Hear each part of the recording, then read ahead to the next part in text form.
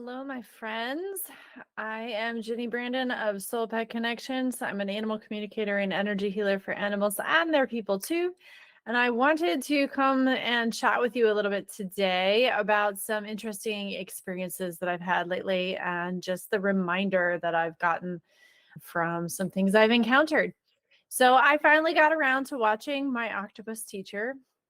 I know I live under a rock like an octopus, so it's taken me a while, but I was really struck by part of that documentary. If you're not familiar with it, it's a documentary about a man off the coast of South Africa who actually befriends an octopus. So this is a wild octopus, and she eventually trusts him enough to go about her business in daily life while he observed and watched her and filmed her. So the cinematography is incredible.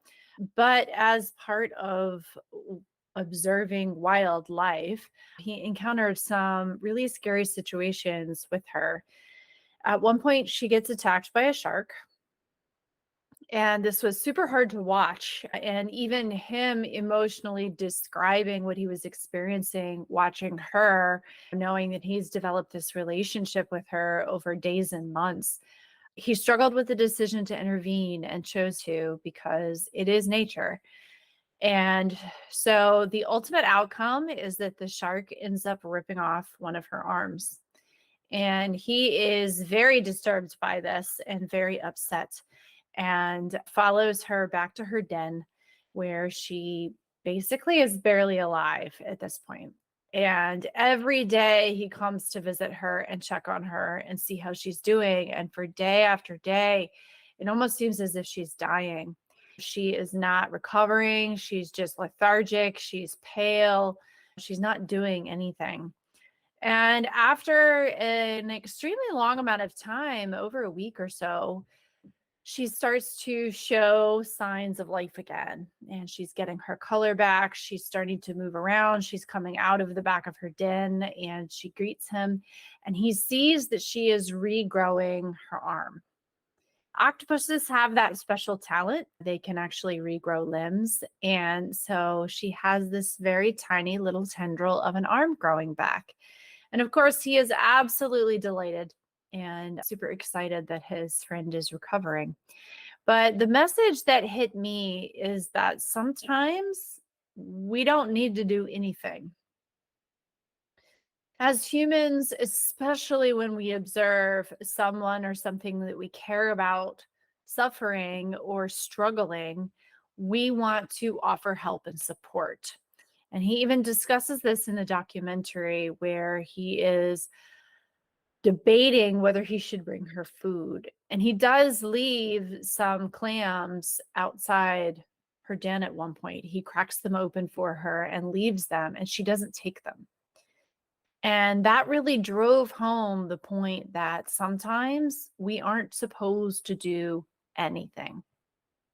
The challenge is that we as human beings often want to immediately come up with a long list of things that we could do. And we all do this to each other, and being on the receiving end never really feels good because frequently you've already thought of a lot of those things. And sometimes it actually interferes with our ability to process whatever is happening. And sometimes our bodies can miraculously heal without any intervention at all. But when we rush in with fixes and we rush in with answers and solutions and try this, try that, we are bypassing the intelligence that our body has and our ability to hear answers that may be exactly what we need in the moment. This actually came up with a client and her dog recently as well. The dog had tweaked its spine. Her owner was concerned about whether or not she should be doing anything else. And when I checked in with the dog, her response was just time and space. And the owner had even confirmed that the dog was already taking her own space and often laying in a quiet room that she doesn't normally stay in very much. And when we are very concerned about the well-being of our pets and our friends and our family, Sometimes all we want to do is fix the problem. The other thing that I want to touch on here is that in my observations, I have noticed that frequently we reach for fixing something for someone else simply because we don't want to be uncomfortable because they are uncomfortable. We're all empathetic and we experience a measure of pain or suffering when someone that we love is also suffering. And so I would suggest that it might be wise to explore before you offer a solution, a fix, an option. Have you tried? That it might be worth checking in to find out if you're offering that because you are uncomfortable, that someone else is uncomfortable, or if you're offering it from a place of witnessing their experience.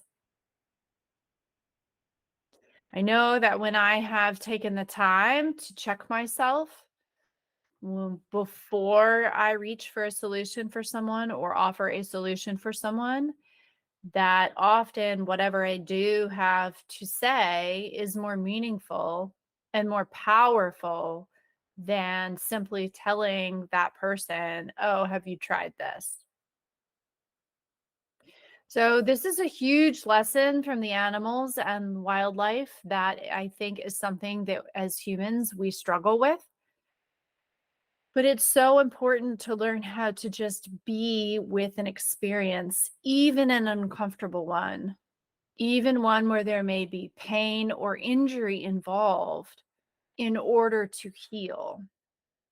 It's my hope that we can get to a point where that is the first step that we reach for is actually stillness and simply being so that we can allow the best, most good solution for our highest and greatest good to come through so that we're not trying 100 different things. We're not trying all these different things without success.